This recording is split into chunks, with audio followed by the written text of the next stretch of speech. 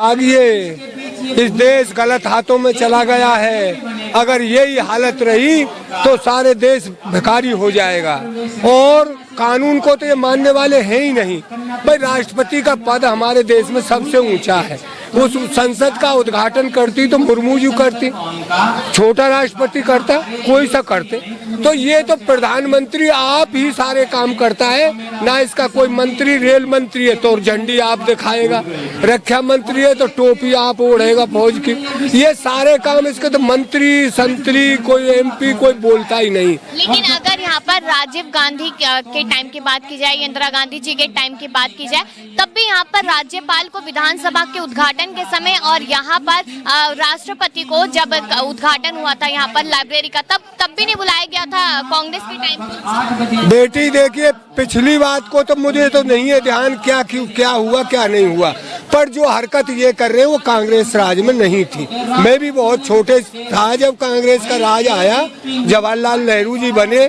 वो तो आज एक भाई बता रहा था, कोई वो था पंडित जी, तो ये बात कहते तू मेरे खिलाफ क्यों नहीं लिखता कुछ ना कुछ।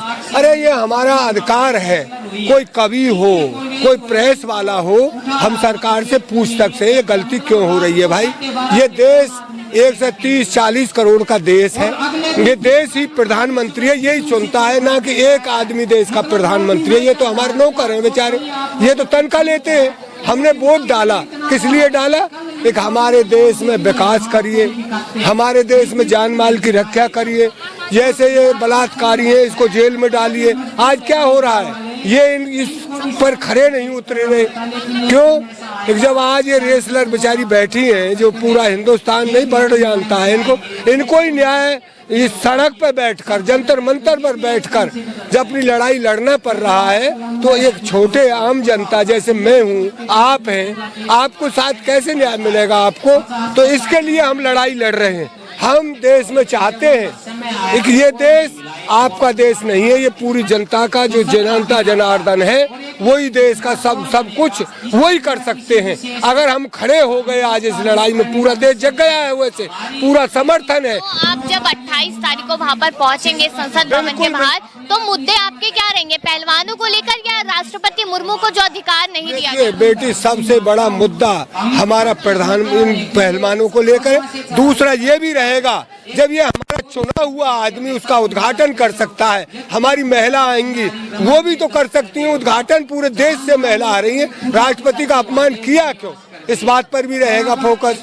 राष्ट्रपति का अपमान आपने क्यों किया? वैसे तो यूँ कहते थे आदिवासी मैंने महिला बना दिया, आज तक कोई नहीं बनी। अरे तुम तो एक बातों के लिए वोट लेने के लिए मशीन बनाते हो, एक मुझे वोट दे दे इस काम से। पर मोदी जी, अब जनता इतनी पागल नहीं रही है, जो आप कहते हो करते नहीं, उसको एक दिखावा है।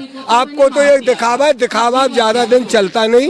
वास्तविकता पर आप खड़े नहीं उतरे देश के सामने, और आपने देश के लिए कोई भलाई का काम किया नहीं है जिससे देश आपको समझे। आपने देखा हमारे 40 जवान मर गए पुलवामा में, और वो खिंचवारे फिल्म बना रहे हैं। आपको ये पता नहीं 2 घंटे बाद आप वहाँ आंसू बहाते हो और उनसे मलिक साहब से कहते, मलिक साहब ये क्या हुआ? मलिक साहब कहते ये हमारी गलती से हुआ है, और आप चुप रहो। और उन 40 जवानों के लिए शहादत के बाद आप जब चुनाव प्रचार में जाते हो तो ये कहते हैं फर्स्ट वोटर, हिंदुस्तान का फर्स्ट वोटर, जो 40 जवान शहीद हुए हैं, फर्स्ट वोटर, उनके लिए वोट डालेगा कि नहीं डालेगा? ये आपको शर्म नहीं लगती?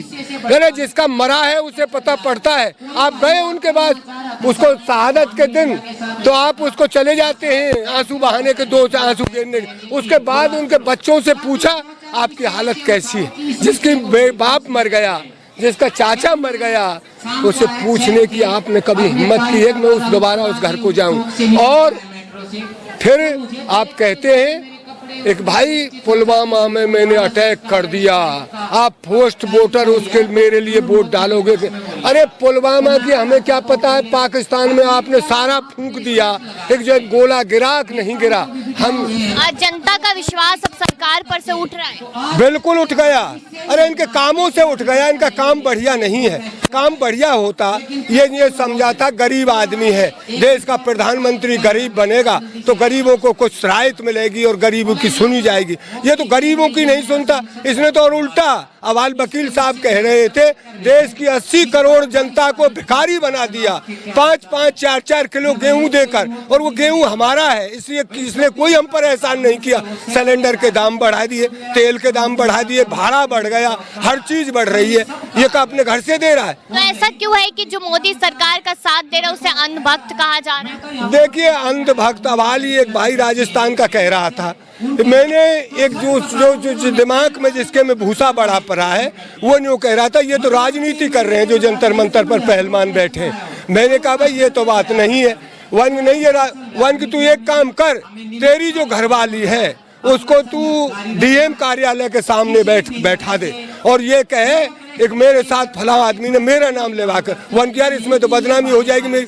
तो वो बच्चियों की कोई वो नहीं है, वो जबरदस्ती कौन बदनामी चाहता है अपनी, उनके वास्तविक उसने हरासमेंट किया है। और ऐसे दोषी को अगर देश के चुने हुए मंत्री हो, कोई एमएलए हो, एमपी हो, अगर चुनिंदा आदमी ही ऐसा करने लगेंगे तो आम जनता क्या करेगी।